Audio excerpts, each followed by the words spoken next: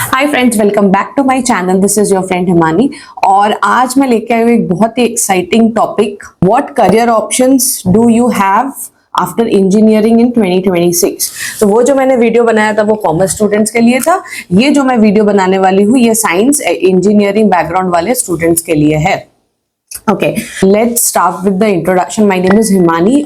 अगर आपने मेरा चैनल अभी तक सब्सक्राइब नहीं किया तो please do subscribe my channel. I do practice to bring content related to education, related to job, related to market updates which is happening in and around related to education and all.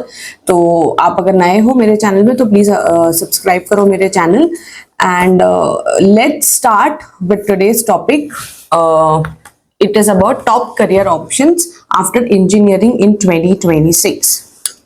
Okay, before moving on to the topmost options, because I am 100% sure there are many people out here who would be interested to understand कि engineering के बाद हमारे पास क्या क्या options रहते हैं जो हम types of job ले सकते हैं, right? But मुझे ये आपके साथ also share करना है before I bring to you the options that how to choose the right career path after engineering। मतलब आपको क्या points determine करने हैं जिससे आपको ये career path डिसाइड करना है। ओके, मैं लिस्ट ऑफ आपको बता दूंगी कि ये आप जॉब ऑप्शंस आपके लिए अवेलेबल है आफ्टर आप इंजीनियरिंग करते हो, लेकिन क्या डिटरमाइन करेगा कि कौन सा जॉब आपके लिए सही है, राइट? तो उसके लिए कुछ पैरामीटर्स होते हैं जो बहुत ही बेसिक होते हैं, हम सबको मे बी पता भी होगा बट मे बी काफी चीजें छोटी छोटी होती है which we are not able to identify when we are out in the market. तो I will start today's video with how to choose the right career path after engineering. Okay, so इसमें ज्यादा कुछ confusion वाला नहीं है। There are mainly 3 points जिस पे depend करता है कि आपको कौन सा जॉब सूट करता है या आपको कौन से डोमेन या प्रोफाइल में जाना चाहिए आफ्टर इंजीनियरिंग। पहला है self assessment, okay, which is very very important. अगर आप साइंस कर रहे हो, अगर आप कॉमर्स कर रहे हो, अगर आप आर्ट्स कर रहे हो, अगर आप कोई भी स्ट्रीम से आ रहे हो, हम सबको अपनी सेल्फ असेसमेंट करनी बहुत जरूरी है टू अंडरस्टैंड कि हमारा इंटरेस्ट लेवल किस में है, टू कौन सी स्किल्स है जो इंटरेस्ट करती है, एंड ऑल्सो हमारे जो पर्सनैलिटी है उसको कौन सा जॉब सूट करेगा, because we all have a different set of thought process। तो सेल्फ असेसमेंट करना बहुत जरूरी है कि मुझे क्या चाहिए, ओके, क्योंकि मैं आपको नहीं बता पाऊंगी कि आपके लिए बेस्ट क्या है until and unless you discover yourself कि मेरे लिए बेस्ट सूटेड और बेस्ट फिटेड प्रोफाइल या जॉब कौन सा रहेगा या मैं किस चीज में करियर परस्यू करूं। Okay, so number 1 is self assessment, जो आप सबको करना आना चाहिए और सबको समझना आना चाहिए। हमारे पेरेंट्स हमको नहीं बता सकते कि हमको कौन से जॉब में जाना है, ओके, रादर हमारी सोसाइटी में कैसा होता है, हमारे पेरेंट्स हमको बताते हैं कि नहीं आप एमबीए कर लो, आप इंजीनियरिंग कर लो। बहुत सारे, जब मैं करियर काउंसलिंग करती हूँ तो बहुत पेरेंट्स भी हुए जिनसे मैं बातें करती हूँ, जिनसे मुझे समझ में आता है कि वो बोलते हैं कि हमें हमारे बेटे को इंजीनियरिंग कराना है या हमें एमबीए करवाना है या हमको एविएशन में भेजना है या एयर होस्टेस का कोर्स कराना है। बट मेरा ऐसा कहना है कि आप डिटरमाइन मत करो, rather than you give the scope and freedom to the child itself to understand कि उसकी पर्सनालिटी के हिसाब से उसके लिए क्या बेस्ट होगा, राइट? हम जब छोटे होते हैं तब हमको लगता है हमें डॉक्टर बनना है, जब हम थोड़े और बड़े होते हैं तब हमको लगता है कि नहीं हम टीचर बनेंगे, फिर हम थोड़े और बड़े होते हैं तो हमको लगता है नहीं हमको तो नेवी में जाना चाहिए, आर्मी में जाना चाहिए। तो ये सारी चीजें हम खुद ही आइडेंटिफाई करते हैं, हमें कोई बताता नहीं है during the time when we are growing up. तो जब हम 12th में आते हैं या जब हम 10 भी क्रॉस करते हैं, I just want to tell you कि let not your parent decide your course of action of your future. I want you people to decide it yourself, क्योंकि क्या होता है उससे बहुत कॉन्फिडेंस आता है कि मुझे क्या सूट करेगा और मुझे क्या करना चाहिए आगे, राइट? तो पेरेंट्स को भी डिसाइड नहीं करना चाहिए और फोर्स भी नहीं करना चाहिए बच्चों पे कि आप ये स्ट्रीम लो, आप ये एजुकेशन करो, या मार्केट में अभी इंजीनियरिंग चल रहा है तो आप इंजीनियरिंग ही करो, राइट? आपको सब चीज के प्रोज और कॉन पता होने चाहिए। आपको ये भी पता होना चाहिए कि एमबीए करके मुझे क्या क्या जॉब प्रोफाइल्स मिल सकते हैं जो मैं कर सकता हूँ। अगर मैं टीचिंग लाइन में जा रही हूँ तो मैं टीचिंग में क्या क्या स्कोप है मेरे लिए आगे फ्यूचर, जो मुझे लॉन्ग टर्म ग्रोथ देगा और फाइनेंशियल इंडिपेंडेंस भी देगा। तो ये सारे प्रोज और कॉन्स जब आप आइडेंटिफाई करते हो तब जाके आपका प्रॉपर सेल्फ असेसमेंट होता है। सिर्फ इंटरेस्ट लेवल ही सब कुछ नहीं होता, you have to decide from day 1 से लेके जो लास्ट डे, मतलब आपका जो फुलफिलमेंट होता है कि हाँ मेरा ये एम है कि मुझे 10 साल बाद I want to see myself here, right. तो ये असेस करना आपका है, आपकी जिम्मेदारी है, ना कि आपके पेरेंट्स की जिम्मेदारी है। तो self assessment number 1 is very important for yourself to decide what to take up. Then second is industry trend. Of course industry क्या चल रही है अभी, analysing current and future job market trends helps in making informed career decisions, right. So right now जैसे हम अभी we all know in 2025 से ही artificial intelligence has come into the scene and because of that बहुत लोगों की job में changes आ गई है, बहुत सारी जॉब्स अपग्रेड हो गई है, राइट।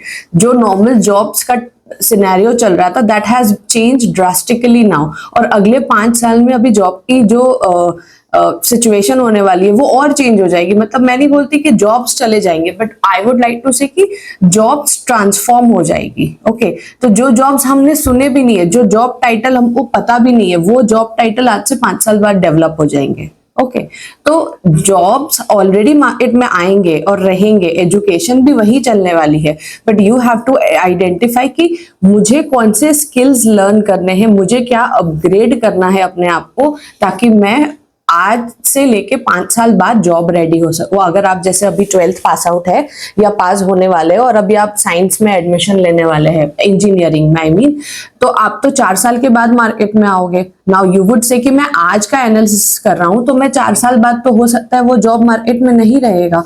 तो you will have to identify कि जो आप स्किल्स लर्न कर रहे हैं उसकी वैलिडिटी 5 साल, 6 साल, 8 साल, 10 साल तक है कि नहीं है। ओके या अभी भी उसकी उतनी डिमांड है कि नहीं। लेट सपोज हम एक ऐसा ही प्रोबेबिलिटी लेके चलते हैं कि अभी जो स्किल चल रही है वो आगे 5 साल या 10 साल तक तो रहती है, वो विलुप्त नहीं ऐसे हो जाएगी एकदम से, एक दिन में तो नहीं चली जाएगी। ओके तो यू हैव टू आइडेंटिफाई कि इंडस्ट्री में क्या ट्रेंड चल रहा है, इंडस्ट्री में कौन से स्किल सेट चल रहे हैं, इंडस्ट्री में अभी डिग्री मैटर करती है या सर्टिफिकेशंस करना भी इंपॉर्टेंट है, या आपको क्या अपने आप को और एक्स्ट्रा एड ऑन करना है अपने एजुकेशन में, so that you become a edge on to other candidates when you are going for an interview. तो ये industry trend is number 2 which you have to keep in your mind. Number 3rd point is mentors and counseling. Like usually I think everyone or most of you are taking guidance from different people. आपके cousins होंगे, आपके मतलब जो siblings होंगे जो already job market में है, या आपके मेंटर्स भी होंगे, आप काउंसलिंग भी लेते होंगे, या मुझे भी काफी कैंडिडेट्स और स्टूडेंट्स रीच करते हैं फॉर काउंसलिंग के लिए। तो seeking guidance from mentors and career counsellors provides valuable insight and support. तो ये करना is not a bad thing. You can always reach out to a career counsellor और in someone who gives you a proper guidance कि आपको क्या लेना चाहिए, क्या करना चाहिए। पूछने में कोई बुराई नहीं है, समझने में कोई बुराई नहीं है। और when you ask from these people who are already the industry experts from that particular domain, तो आपको फायदा ही होने वाला है, राइट। क्योंकि हमारे पेरेंट्स के एज में अभी ये सब नहीं था, तो अगर वो चाह के भी आपको हेल्प नहीं कर पाएंगे, राइट। तो अभी जो मार्केट में है आपको उनसे गाइडेंस लेना, एक्सपर्ट से और मेंटर्स से काउंसलिंग करना, that is also very important. तो आई वुड सजेस्ट कि ये 3rd पॉइंट है जो आपको बहुत नेसेसरी है और याद रखना चाहिए कि अगर आप कुछ ले रहे हैं, इट्स ऑलवेज एडवाइसेबल कि आप 2 जन 3 जन या आपके जो भी काउंसलर्स हैं उनसे आप 100% एडवाइस ले ले, पूछ ले, गाइड ले ले, और बी योरसेल्फ ऑल्सो श्योर कि मेरे लिए ये कैसे सही होगा, राइट। तो you can take a mentorship and counselling as well from the industry experts. So these are the 3 points जिससे you can identify कि right career path कैसे मुझे लेना है, मतलब मुझे कौन सा स्ट्रीम, कौन सा जॉब, कौन सा एजुकेशन सूट करेगा। ओके सो ये हो गया एक 3 pointers which I wanted to give you ahead before I start my video about what are the top career options after engineering in this 2026. Okay, now before moving ahead I would like to add over here, I hope आप लोग बहुत लोगों को पता होगा that I myself is also giving the career counseling sessions to students and to experience and the fresher professionals as well who are in the industry. और अगर आप पढ़ाई कर रहे हो तो भी आप मुझसे कनेक्ट करके अपने करियर का रोड मैप मेरे से डिस्कस कर सकते हो. लिंक्स मैंने डिस्क्रिप्शन में मेंशन की है, आप मुझसे वहां से कनेक्ट करो, बुकिंग करो and then be happy to help you out from there to connect with you. Okay, now let's start with the topic. तो मैंने आज आपके लिए 6 डिफरेंट सेक्शंस में इंजीनियरिंग के जॉब्स को बाइसेक्ट किया है and I wanted to explain you in a very simple manner. Okay, engineering की कौन सी ब्रांचेस है जिसमें आप एनरोल कर सकते हो और उससे आपको क्या जॉब मिल सकता है, उसकी एवरेज सैलरी क्या है आज की डेट में इंडियन मार्केट में और ग्रोथ प्रोस्पेक्ट क्या है. Okay, so if you want to apply the technical skills gained during your engineering degree, pursuing core engineering jobs after BTech is a natural choice. The right choice often depends on your engineering branch and area of specialization. So I mean to say कि area of specialization के basis पे depend करता है कि आप कौन से job role में जा सकते हो.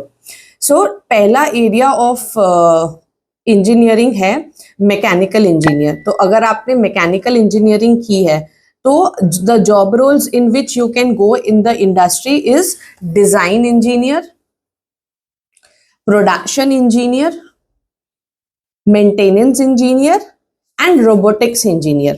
ये 4 जॉब रोल्स हैं जिसमें आप जो आप देख सकते हो मार्केट में. तो अगर आपने अभी मैकेनिकल इंजीनियरिंग की है, कर रहे हैं या करने वाले हैं तो ये 4 जॉब्स है. आप इंजीनियर की एवरेज सैलरी स्टार्ट होती है 2 से 9 LPA. ओके, प्रोडक्शन इंजीनियर की एवरेज सैलरी स्टार्ट होती है 1.8 से 6.5 LPA. नाउ मैं ये जो आपको ब्रैकेट दे रही हूँ सैलरी का, ये डिपेंड भी करता है क्योंकि there are mid size companies also, there are small range companies also and there are big brand companies also. तो जो मिड साइज कंपनीज होगी या जो स्मॉल स्केल कंपनीज होगी उनकी एवरेज सैलरीज में भी 2 लाख 3 लाख होगी for design engineer. But may be अगर आप बहुत ही बड़ी ब्रांड कंपनीज में लग गए, ओके, तो देन आपको 7-8 LPA भी मिल सकता है. इसलिए मैंने एवरेज क्यूमुलेटिव रेंज लिया है कि how much you can earn after having this degree. तो design engineer 2 to 9 LPA, production engineer you can earn up to 1.8 to 6.5 LPA. For maintenance engineer, if you join somewhere, you can get a salary of 2 से 7 LPA in India. For robotics engineer, you can earn a salary of between 2 to 10 LPA. Okay, और आप simultaneously देख सकते हो कि इनका growth prospect क्या है. Design engineer they are preferred in automotive manufacturing industries में ज़्यादा डिमांड होती है. प्रोडक्शन इंजीनियर्स भी मैन्युफैक्चरिंग एंड ऑपरेशंस में डिमांड रहती है. Maintenance engineer same in the plants, factories, industrial setup में इनकी डिमांड होती है. और रोबोटिक्स इंजीनियर की AI automation enabled manufacturing setup जो होता है जहाँ पे, वहाँ पे उनकी डिमांड होती है. तो now you come to know कि अगर मैंने इंजीनियरिंग करके मैंने मैकेनिकल इंजीनियरिंग का स्ट्रीम लिया है तो मैं कौन से जॉब्स अप्लाई कर सकता हूँ मार्केट में और मेरी सैलरी रेंज क्या होगी अपने इंडियन मार्केट में इन 2026, राइट. सेकेंड ब्रांच है सिविल इंजीनियर. अब अगर आपने इंजीनियरिंग की है और उसमें ब्रांच आपने लिया है सिविल इंजीनियरिंग का, तो then the jobs which will come under civil engineering जिसमें आप अप्लाई कर सकते हैं वो है स्ट्रक्चरल इंजीनियर जिसकी सैलरी बनती है 2 से 12 LPA. साइट इंजीनियर जिसकी सैलरी होती है 1.8 से 6 LPA. Urban planner whose salary comes between 3 to 14 LPA. And construction manager जिसकी सैलरी आती है 8 से 18 to 20 LPA. Right, so these are the salary structures depending on the type of company you are applying. उसके basis पे average salary है. Now structural engineer की जो high demand होती है वो कंस्ट्रक्शन और इंफ्रास्ट्रक्चर कंसल्टेंसीज में रहती है. Site engineer again you know that they manage the projects and all for the infrastructure, तो वहाँ पे उनकी डिमांड होती है. अर्बन प्लानर जो होते हैं वो गवर्नमेंट प्रोजेक्ट्स और प्राइवेट प्रोजेक्ट्स में ज़्यादा होते हैं जहाँ पे यू नो सिटी प्लानिंग्स होती है, इंफ्रास्ट्रक्चर पूरा होल सेटअप, मतलब पूरी अगर सिटी प्लान कर रहे हैं वो लोग, जैसे नोएडा की जो सिटी है वो प्लान्ड सिटी है, राइट? तो वो जो प्लानिंग हुई पूरी, तो दैट्स अ अर्बन प्लानिंग। तो वो वैसे जो प्रोजेक्ट्स होते हैं उसमें उनको प्लानर्स लगते हैं, राइट?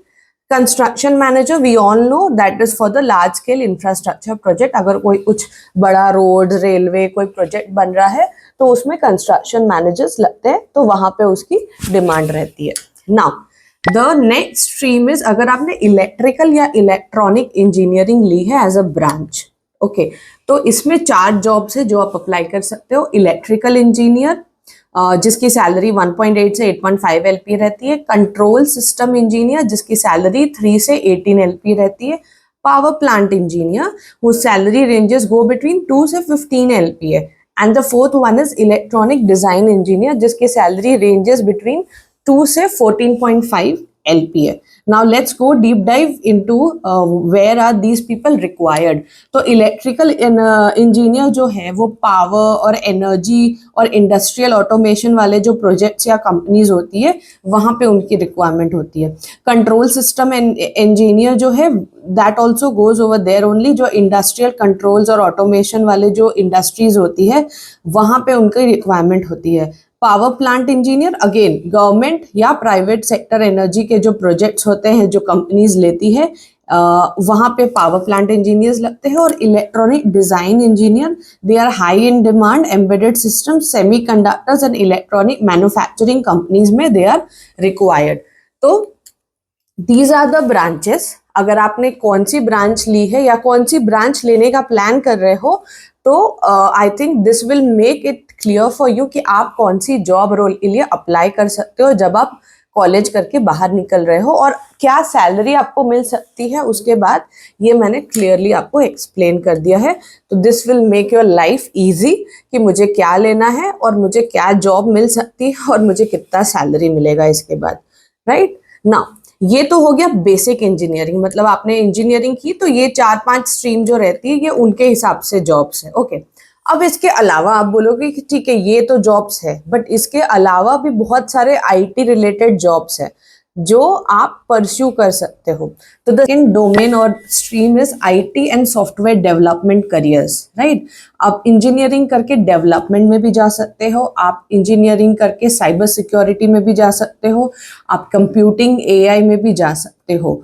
तो इट इज नॉट कि आप सिर्फ ये जो मैंने ऊपर के जो बताया आपको स्ट्रीम, आप वो जॉब्स ही ले सकते हो। If you have a firm interest in designing, developing, coding, you can go and make your career into development as well. Now let me help you with a sneak peek into कि आप अगर development में जाते हो, right, तो कौन कौन से जॉब्स हो सकते हैं। तो let's start with number 1. The first job is software engineer. Okay, it is a core IT role in development, application and software solutions. Okay, मतलब आपको कोई लैंग्वेज सीखनी पड़ेगी और उस पर आपको डेवलप करना पड़ेगा। तो ये जो रोल होता है वो सॉफ्टवेयर इंजीनियर का होता है, और इसकी एवरेज सैलरी जो अपने इंडिया में स्टार्ट होती है that is from 5 to 15 LP। ये मैं आपको फ्रेशर की सैलरी बता रही हूँ। जब आप कॉलेज से पास आउट करोगे तो this will be the starting salary which you will be getting on an average basis. Second job क्या है जो आप अप्लाई कर सकते हो? Network engineering. ओके, डेवलपमेंट हो गया। अभी उसके बाद this person will focus on network management, security and cloud infrastructure, right? और इसकी जो सैलरी अपने इंडिया में वो है बिटवीन 4 to 10 LPA। तो this is also something which you can aim for.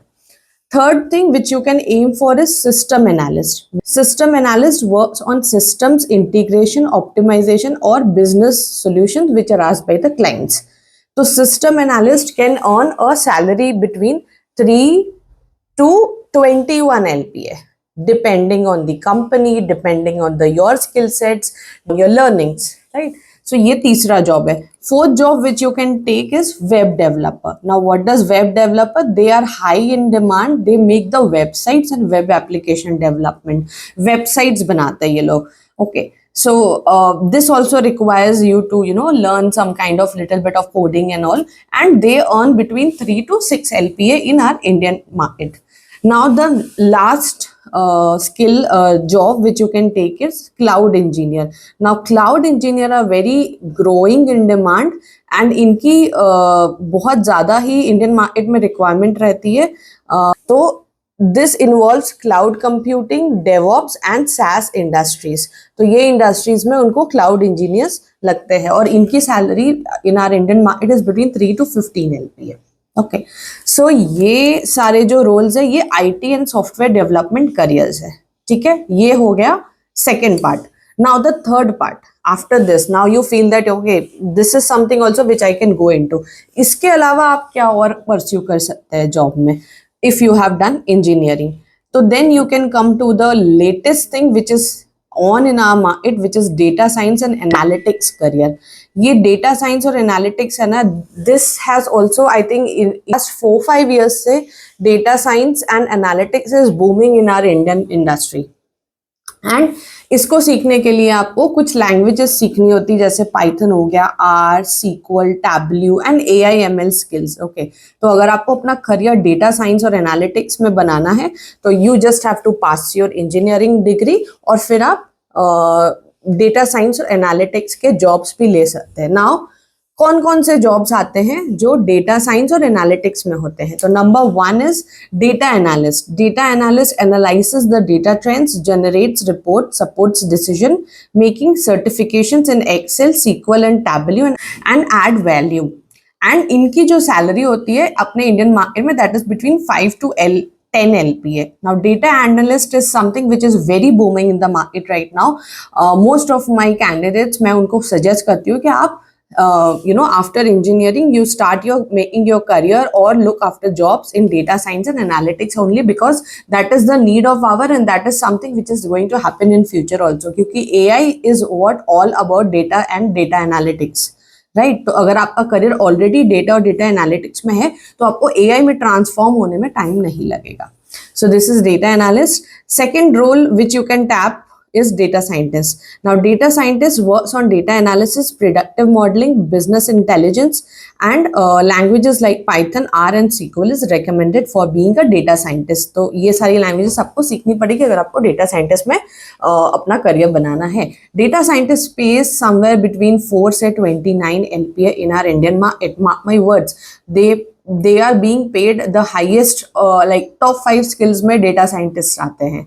तो their ranges can go between 4-5 LPA से लेके 29 से 30 LPA. These I'm telling you about freshers, 1 year, 2 year, they are getting 20-30 LPA. Now, the third role which you can tap is business intelligence engineer, BI engineers. Okay, they focuses on dashboards. जो आप charts, pie chart, diagrams ये सब देखते हैं ना analysis में, analytics में.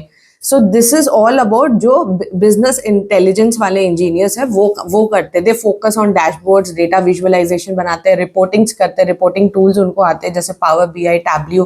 तो ये सब आपको सीखना पड़ेगा additionally after your engineering degree.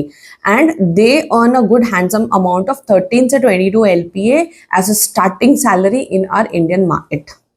Fourth job which you can target is machine learning engineer, ML engineer.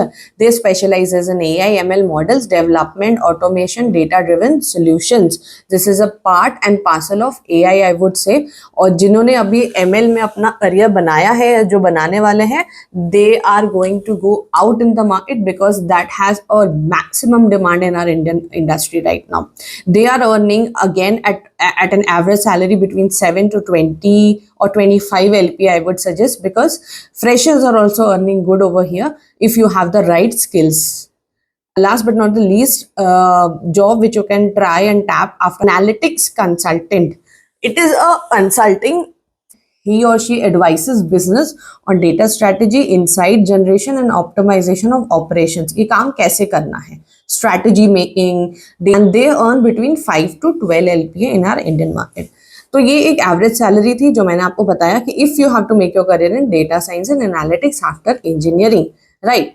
Now, after this, if you feel that there are there any more options? Yes, I would say there are more options where you can look after completing your engineering degree. You can go to the public sector undertakings, PSUs. Okay, PSUs also hire a lot the engineering graduates.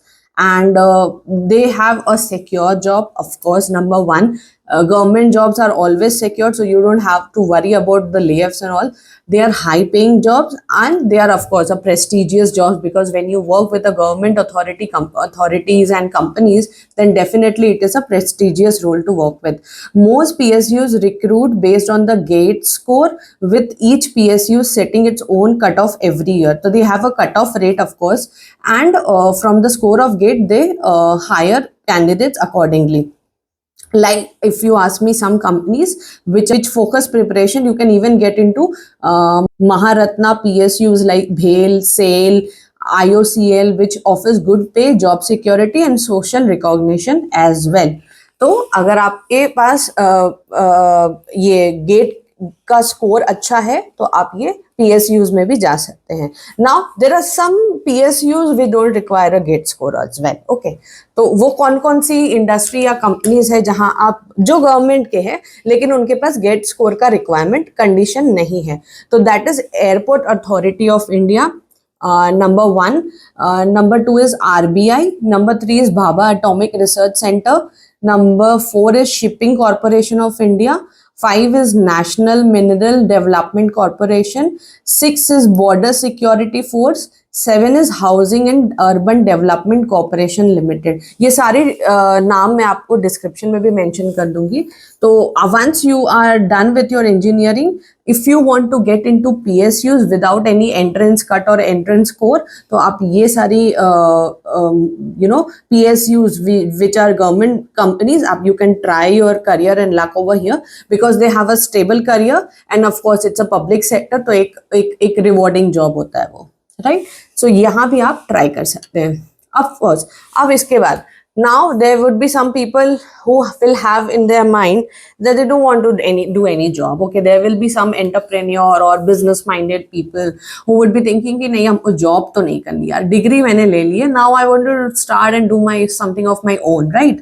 तो then for those people you can start with an entrepreneurship. You can become a co-founder, you can start a some project related company where you can do the development of your own. You can bring on the client from your side, and then आप अपना काम खुद ही कर सकते हो. तो many engineers choose the path of entrepreneurship after graduation, turning innovative ideas into successful business models.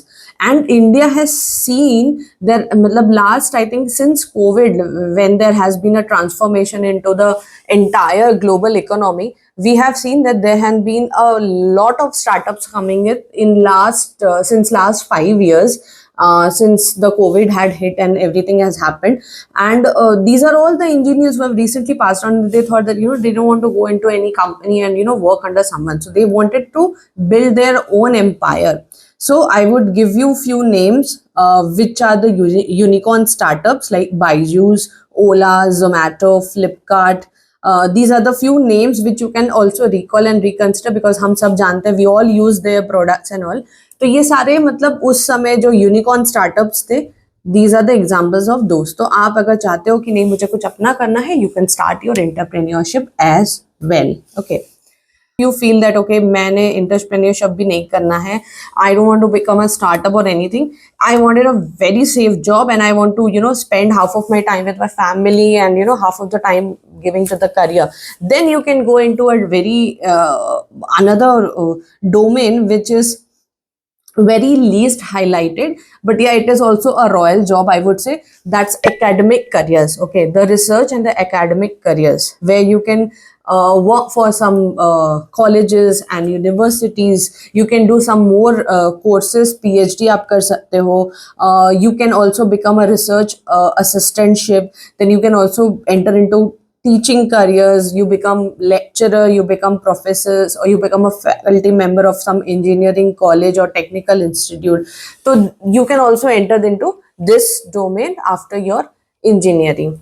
So these are the 6 different domains of job where you can enter after your engineering in 2026. So I hope आपके बहुत सारों के जो एक confusion होता है कि मुझे कौन से jobs मिल सकते हैं after engineering, वो बहुत हद तक clear हुआ होगा. Still, if you have any questions or answers in your mind, do reach me in comments. And if you want to have a one-on-one personal consultation with me, don't hesitate to click on the link and book a career consultation with me. I would be happy to help you out, and मैं आपके जो भी personal और doubts होंगे वो मैं आपके clear करके डेफिनेटली बताऊंगी. So I hope you would have liked this video, and please do like, share, subscribe my channel, and share this video with your other friends as well who are planning to do engineering, or maybe who are doing engineering, so that this knowledge and information may help them to penetrate and make their career a better one. Till then, thank you so much. Keep watching.